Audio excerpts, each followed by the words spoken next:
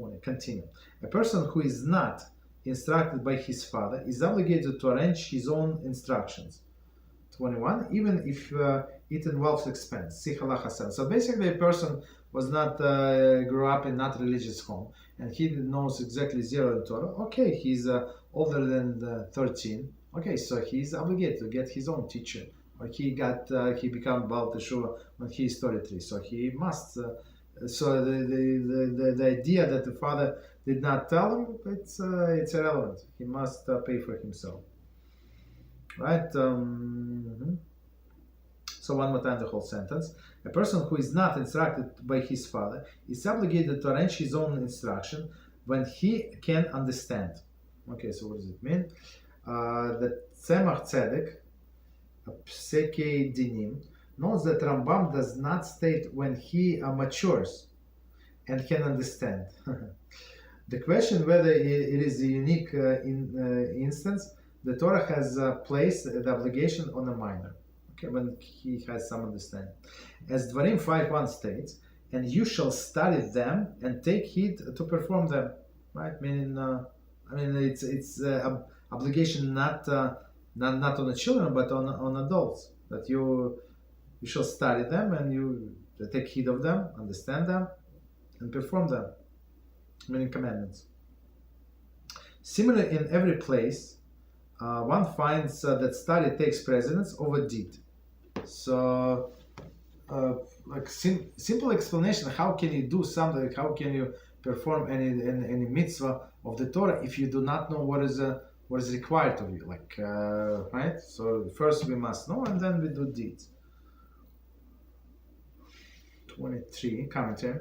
There is the performance of the mitzvahs, and Kiddushin 40b relates that Rabbi Tarfon and the elders were dining in a loft of Ben Nitza in Lot. This question was asked before them: is study greater than the deed is greater? Rabbi Tarfon replied, deed is greater. Rabbi Akiva replied, study is greater. All of them concluded study is greater because it leads to the deeds. So if you study Torah because it's going to lead you to perform the mitzvahs, yeah, it's greater. But if somebody studied just theoretically, there is there is useless, right? So it was 23. So one more time the whole sentence. Similarly, in every place, one finds that the study takes precedence over the deed. So as we said, why? For the study brings about the deed. So you study, then you know what to do, and you get encouraged. The commentary explained that Rabbi Tarfon maintains that the Jew's ultimate goal in life is fulfillment of God's will. Will be revealed. God's will as revealed in the mitzvahs. So how can we get connected to HaShem? Only through doing mitzvahs, and that's what He wants from us. By performing the mitzvahs, a person steps beyond the humanity and performs God's acts. Okay, no more, no less. Thus establishing a connection with God's essence, meaning by doing mitzvahs. That's the only way. So, but you need all of it to know all of these intricate details. Rabbi Akiva maintains that study is also a mitzvah, and thus by doing so, one also fulfills God's will by studying. Furthermore, through the study, a person can internalize his connection to godliness and reveal the connection to Him, meaning HaShem, not only a realm of the deed, but also in his thought. So, which is also very important to have HaShem in his thoughts, to try to understand Him. The sages maintain that a person must be complete in both deeds and studies. So, when a person only studies, not good. When a person tries to do mitzvahs and help run all over to poor people, also not good. It's not good. It's not complete. So we must be complete. 1 second. Just 1 second. Therefore, the study has an advantage. For the study leads to a deed. In particular, this applies to a person who has never studied. Right? It says Tosafos, Kiddushim, same place.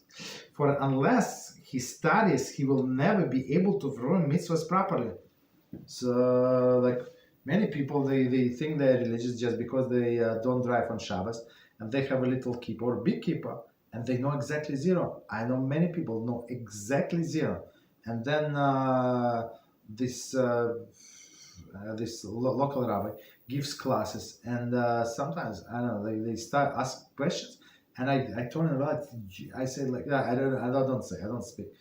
I just think like, you serious?